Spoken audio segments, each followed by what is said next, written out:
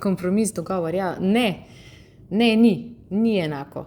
In z ljudmi želim deliti ta sila preprost, ampak neverjetno močan trik, ki spreminja tokove misli v naših glavah.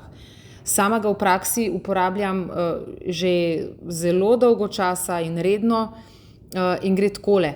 V svojem slovarju izražanja in mišljenja brišemo besedo kompromis in jo nadomestimo z besedo dogovor.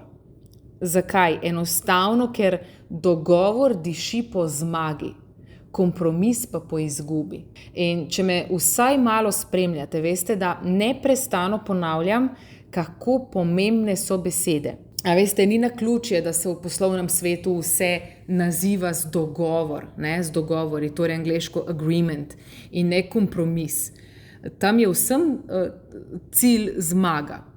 Pa ne zdaj misli, da to velja samo za poslovni svet. Vsi vemo, kako pomembno je, da se razumemo na vseh področjih. To, da se razumemo, je nasprotje konflikta, spora. Da se razumemo ne pomeni, da se strinjamo, ampak pomeni, da lahko z gotovostjo trdimo, da vemo in se zavedamo, kaj nam nasprotna stran sporoča.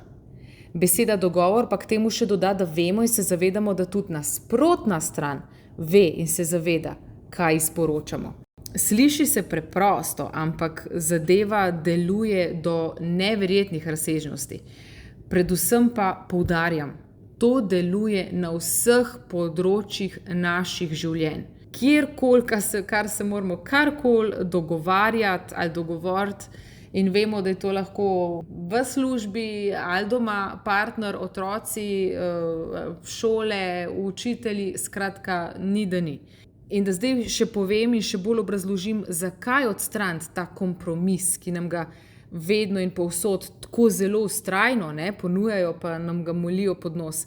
Razmišljajte z mano, kakšen je miselni tok kompromisa?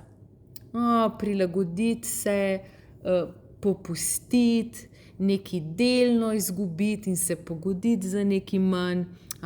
Nekaj moram dati, da bom lahko nekaj sploh obdržal ali pa nekaj dobil v zameno.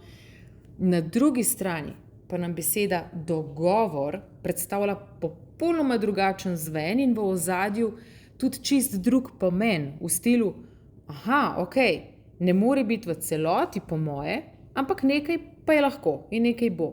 Bom se dogovoril, bom se dogovorila in s tem jasno dala vedeti, kaj je meni sprejemljivo in kaj ne. In ta moja volja bo izhodišče za dogovor. In ker bo slišana moja volja, bom dovolila, da bo tudi od nekoga drugega.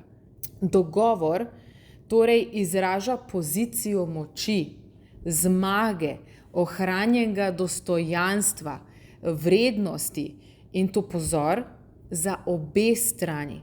Dogovor torej nagradi vse strani, kompromis pa jih opehari, bom rekla. Torej, ko sklepamo dogovore, zmagujemo in ko kompromise, imamo občutek, da se v nedogled nekaj prilagajamo, popuščamo, zgubljamo. Tega pa si ne želi nihče.